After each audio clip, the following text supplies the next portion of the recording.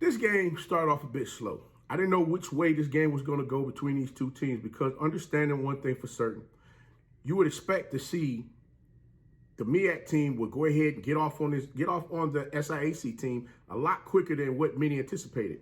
But keeping in mind the fact that these teams have played before, and every time these teams have played, that margin of victory has gotten smaller and smaller. And Coach Shea and the Golden Bears made sure that they came into Montgomery, letting the Alabama State Hornets know you got to take them seriously every time you get out there on the field. We're going to talk about exactly how this game played out and a few things that Coach caught that got him scratching his head trying to figure out what in the world is going on. And we're going to talk about it right after this.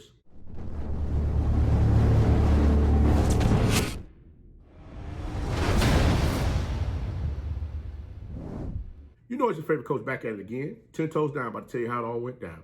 This is Tomorrow's Sports Network with your host, Coach Walker. If you're new to the channel, please like, share, subscribe. Hit that notification bell so you can get all upcoming videos. For all my leaders out there, welcome back. Y'all know the drill. Y'all know the routine. If you haven't done so already, please like, comment, share these videos, and tap in a friend or two and tell them to come on in. It's never positive vibes. We're just having a good time talking about HBCU sports. And don't forget, you can follow us on all social media platforms. The links are listed down below in the description. So without further ado, we're going to go ahead and jump on this thing. Because I'm like, Coach, what you got going on here? Talk to me. What's your thought process on all of this here? Well, I'm going to be honest with you. Miles College and Alabama State have been playing each other. Looking back to 2015, since these two teams have been playing one another. Now, they played each other a total of 5 times. In the last 4 contests between these two teams, you can see how the margin of victory have gotten smaller and smaller and smaller for Alabama State. Taking into consideration this, Coach Shea and the Miles College Bears was coming into Montgomery to let them know this was going to be a street fight. This wasn't going to be no easy way. They just wasn't going to lay down and let Alabama State just run all over them like, they didn't belong out there on the field. Because you got to understand, Coach Shea is one of those type of coaches that's going to have his athletes ready and prepared to get out there on the field and fight till the last whistle is blown, saying there's no more time left on the clock. This game is over with. But I got to say, I don't think Alabama State expected to get what came to them in this game, which was an L. Now, I know a lot of y'all like, Coach, dang, you being a little hard on Alabama State, ain't you? I'm like, wait, listen, guys, understand one thing. The SIAC has teams over there in that conference that can compete on this SWAC level. Trust when I tell you this. There's some coaches over there that are really coaching these athletes up, getting them prepared to where when they come play these type of games, they're going to be ready to get out there on the field and possibly knock off that team, getting a W, letting everybody know, hey, listen, we can come in here and beat these SWAC teams without it being an issue. And Coach Shea and the Miles College Golden Bears made this a street fight. Like I stated previously, they made this a street fight, letting Alabama State know you're going to have to give us the best shot you got. And they actually did just that. But you know what? As I got to looking through everything with Miles College, I began to see some things here that was pretty glaring to me.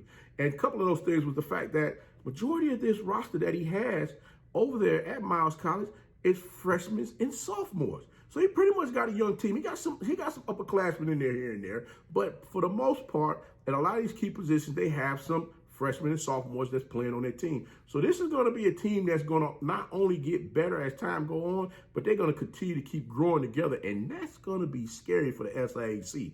But looking at this game here, I saw how Coach Robinson and the Alabama State Hornets had Miles College down by 14 points. You had Mr. Ethan Took on Alabama State. He caught a pick 6 and took that bad boy for a house call. 7 points, throw it up right there. But what got me the most was I didn't understand why was the offense for Alabama State so lethargic out there as far as how the plays was going. It was almost like Miles College found a way to muddy up the game. They murked up the game so bad to where Alabama State just couldn't really get their footing as far as what they wanted to do. And then I said, whoa, hold on, Coach. Nah, this is how sporadic they've been all season long thus far in the first 2 games, trying to just put it together to figure out the direction that they want to go.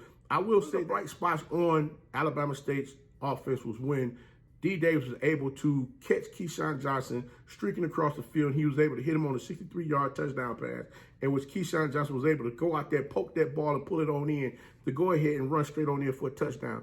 Outside of that, Alabama State wasn't really able to move the ball up and down the field. I mean, they gave Miles College a lot of opportunities out there on the field. Yes, Miles College, they did. The offense was a little sloppy for them. The interception that Ethan Took scored on was a late pass coming from the quarterback, Klein Peters, for Miles College. It was late. It was a late throw in which he put that ball out there. And I mean, when I say Took hit that bat, I mean, it's like he hit the gas and he broke on that pass so quick, it was like he was gone. And I'm sitting there like, uh-oh, this about to get ugly here. If somebody don't find a way to calm everything down for Miles College, this game is about to get out of control real quick. Hopefully that was going to be the spark that was going to get everything going. But you know what? Coach Shea said, no, y'all ain't got to worry about all this. Yeah, we was down 14-0 in the second quarter. It's cool. We all right. We all right. Let me calm everybody down right quick. Miles College rushed the ball on the day 50 times. That's right, guys. Y'all heard me. 50 times in the day, in which Gennaro Scott led the way rushing the ball 17 times, 74 yards, 2 touchdowns, averaging 4.4 yards per carry. Edwin Klein Peter, who threw the ball 20 times with 11 completions for 164 yards and 1 touchdown pass and 1 interception. Remember that one to the house for a house call? That's that one, yes. But the touchdown pass that he did throw to his receiver was none other than Ja Andrews. He had 95 yards on the day off 6 catches. But Alabama State, as I stated previously, they just came out in this game a little lethargic. I mean, I'm trying to figure out, like I said, what's going on with the Hornets. And it's not just these first 2 games. Again, guys, I'm one that like to go back and reevaluate things from just to get a previous context of what I'm seeing here. And looking at what I saw in this game was pretty much the same thing that we saw last season when Alabama State stepped out there on the field. The only difference was you had another bright spot out there and none other than Miles Crowley, who is over at Grambling State right now doing some phenomenal things with that team. So with that being said, I'm just looking at, wait a minute, what's the missing ingredient? And then, of course, here comes across the feed, I'm seeing Mr. Ja'Cory Merritt, who rushed the ball 12 times for 163 yards and 3 touchdowns. Now you have to ask yourself, could Alabama State have used Ja'Cory Merritt in this game today? Absolutely, especially with that running game, because, again, I didn't quite understand what was going on with the play calling for the Alabama State Hornets. Now, wait. For y'all get to saying, oh, it's the offensive coordinator. No. You guys lost a lot of players as well during the offseason, which that was not discussed as much as everybody talked about Jackson State losing athletes to the transfer portal and everywhere else that they went, to play football this upcoming season. You guys lost some athletes over there as well. And one thing for certain I say is, looking at how things are going right now, it leaves you wondering, is the bottom getting ready to fall out with the offense, or is there a brighter lining that's going on here? Because I will say this, looking at this game between Miles College and Alabama State, Miles College brought the intensity. They brought the fight. They played on Alabama State's side of the ball for a vast majority of the game. I mean, think about it. If you're up 14 points in the game, wouldn't you expect the offense to run the ball if you're averaging, 5.5 yards per carry? I mean, let's be real here, guys. I mean, yeah, you looked up. D. Davis, I believe, threw the interception in the third quarter. Miles College got the ball back. They were not able to drive down the field. And Alabama State got the ball back, and they ended up putting up 3 points, which they went up 17-7. So now I'm sitting there like, okay, y'all up 17-7. Okay, let's see how everything's going to be managed from here on out. But once again, things, like I said, just look a lot lethargic as far as what's really going on here. Who's going to make the play? Who's going to do something different? And then you hear the proverbial,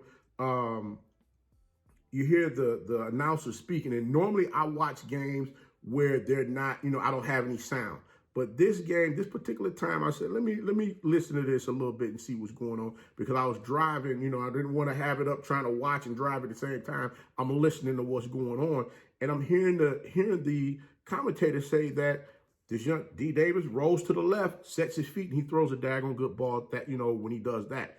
And I'm sitting there asking myself, like, how many other coaches or how many other defensive coordinators have seen that? who has really keened in on, honed in on that, said, hey, you know what? This is what this young man likes to do. Let's keep him off balance as far as what's going on. So my $1 million question now is, who's working with this young man to get him to uplift his game? Who's working on the maturation of his game? Because right now, looking at how he's playing, I mean, he's been in the system now a year, a season, and 2 games. I haven't seen any change. Only change I've seen thus far is that you guys have the Wildcat, which I call it the Wild Hornet. I figured that you guys would run that a little bit more with a little RPO mixed in there, which would allow more opening of the field for you guys to either pull it down and run, or, just do whatever it is that you like to do. I mean, that was something like in the beginning of the game. You guys went 5 wide. You went 5 wide, put D. Davis in shotgun, and then all of a sudden, guess what? He catches the ball, he surveys the field, he take off up the field. I'm like, wait a minute. Okay, so you're going 5 wide to spread everybody out just to give you a lane to run the ball. Okay, how long do you think that's going to last before somebody finally say, okay, make the adjustment, let's keep somebody here, and we'll have somebody here on the line of scrimmage, we'll have somebody intermediate, we're going to make him throw, but we're not going to allow him to roll to the left-hand side. You get what I'm saying? So with that being said, I just looked at it from the standpoint and said, okay, what's happening with this young man's game? Because honestly, looking at it from this standpoint, the young man will throw the ball anywhere from 23 to 24 times a game, and which I'm sure Coach Shea and his coaching staff, they looked at that. And like I stated, when you're averaging 5.3 yards per carry, why wouldn't you continue to keep running the ball? I didn't understand that. Because when you look at the receivers that they have, the receivers that Alabama State have on their roster, they have some other great receivers other than Mr. Keyshawn Johnson. Like I said, Keyshawn Johnson is lights out. But what happens when he's being covered and you have to trust somebody else out there on the field to throw passes to? Are you going to throw those passes to him? I mean, that's just the question that I'm asking here, because SWAC players coming up. Alabama State plays, I believe, was it FAMU next? They don't play them this week. They play them the following week. So when you look at everything that's going on, you look at everything in the balance as far as what's happening, and you listening to these commentators speaking about what's happening with this young man's game, I'm just asking, who is helping nurture this young man as far as with development? Who's nurturing him as far as with developing his game? He's a daggone good athlete. He's a great person. He's a daggone good athlete. But who's helping nurture this young man's game? And to see this now going into what, I'll say he played, 13 games thus far? I could be off. Maybe 14 games. I don't think he played the UCLA game.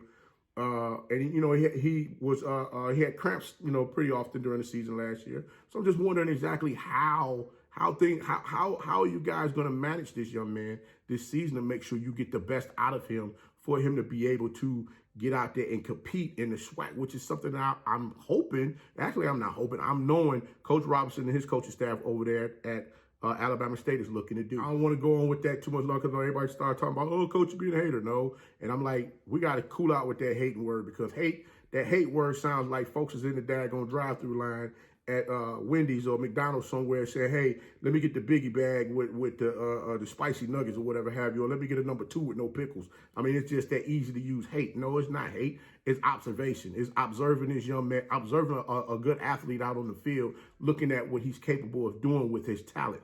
That's all coach is doing here. That's it. There's nothing more, nothing less. But I will say this. The Alabama State defense definitely came out there and showed up and showed out like they normally do, because once again, you had Colton Adams was on the field. I believe the young man had 29 tackles in the game. He had 29 tackles, 1 sack, 1 quarterback hurry. And who was that? Kevin Stokes was another one that was out there on the field that had 9 tackles in the game. But Alabama State's defense is they're always out there on the field because the offense is not moving the ball. Right now, the offense is averaging 15.5 points per game. That's not going to work this year if you guys looking to move up in the SWAC and make some real noise. Like I said, next week, not this coming weekend, but next week you play FAMU. So trust and believe, FAMU going to be looking to come out there and knock y'all off real quick. So I'm hoping this week you guys can sit down and prepare, get everything together as far as what you're looking to do when you go play FAMU, and get this thing on the right path. But I got to shout out. I definitely got to shout out Miles College defensive players as well, because there's some young men out there that was definitely getting after it. And what you had Cameron Williams, Gradarius Brown, and Jamarius Brown. They definitely got out there. They showed up and showed out, because the three of them had interceptions against the Alabama State quarterbacks. Not only that, but you got to give Jadarius McNeely. You got to get Jadarius McNeely and Cameron Williams both led the Golden Bears in tackles on defense, in which they had 6 apiece. Congratulations to Miles College, Golden Bears, and Coach Shea on the win against Alabama State. It took 5 tries, but they finally was able to get it. I like what Coach Shea is doing with this team, and look forward to him to continue to keep moving these athletes higher and higher. They play University of Arkansas Pine Bluff this weekend, so that should be another great game as well. And I'm definitely looking to see what head coach Eddie Robinson and the Alabama State coaching staff do this off week to get everybody prepared and ready to go compete against FAMU in the coming week, so we can see exactly how this SWAC East is going to, how everything is going to pan out as the season goes on. Because like I said before, we can see how it goes. It only take one win for somebody to do it and go ahead and win out. Unless FAMU get run the table, we going to see. But guys, Coach going to go ahead and get up on out this thing. But until next time, be the one and lead.